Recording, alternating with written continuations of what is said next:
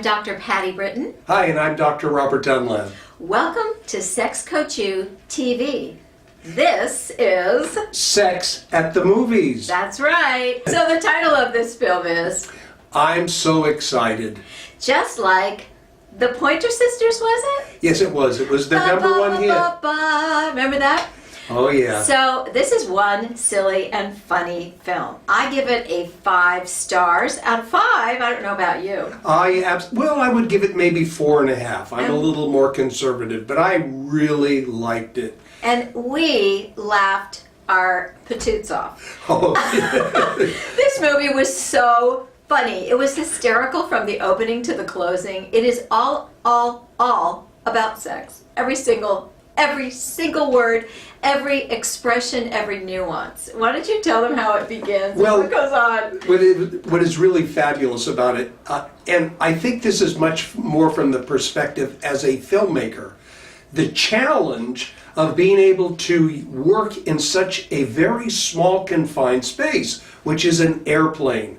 But to do some of these song and dance numbers, to do some of the crazy things that they were able to achieve in that tiny confined area, that really is my hats off to Almodovar. Brilliant. And here's the funny thing, is that a lot of the action took place in the cockpit, and they mean cockpit. Oh, boy. It's so hilarious. It is so much about sexual themes. It's about infidelity. It's about secret lives, secret affairs. It's about gay. It's about bisexuality. In fact, this film is so much, I would say, a showcase about bisexuality. There are lines in it like the two males who are the pilot and the co-pilot in the cockpit. Oh, and they're having this constant narration and dialogue going on in Spanish with translation. And there's this whole debate about, no, I'm not a homosexual. Just because I like to suck your cock doesn't mean I'm homosexual. And so it goes on and on and on. And tell them the bit about telling off the people back home because they think this is a flight that's about to go down. Yes, and they're like circling in airspace to find a place to land in the middle of nowhere. And they're really worried about crashing because that's what the landing gear got screwed up. So what was your favorite part? Tell me. Oh, well, the highlight is the way they do the song and dance number in the airplane. I'm so excited. I mean, literally, that's where they get the title.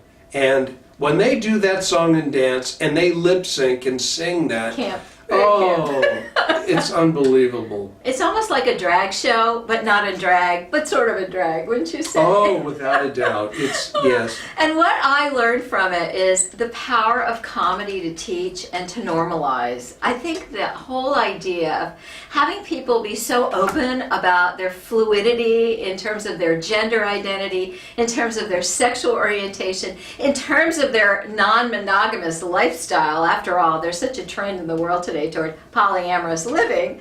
I thought this film really just kind of normalized and laid out this platform of what is okay and maybe what's normal today in this hilarious way. It was so reminiscent for me, I don't know about you, Yes. of The Hangover one. The first Hangover movie was so utterly hilarious that I think I watched it 7 times and still had tears rolling down my face. Same thing with Sacha Baron Cohen in the really hilarious and absolutely offensive film Bruno. Oh. And later on The Dictator, which we have reviewed here.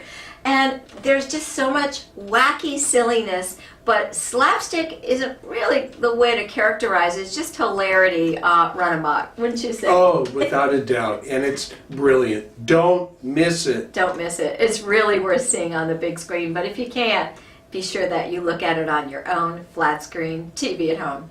See you next time. Bye-bye. Bye-bye.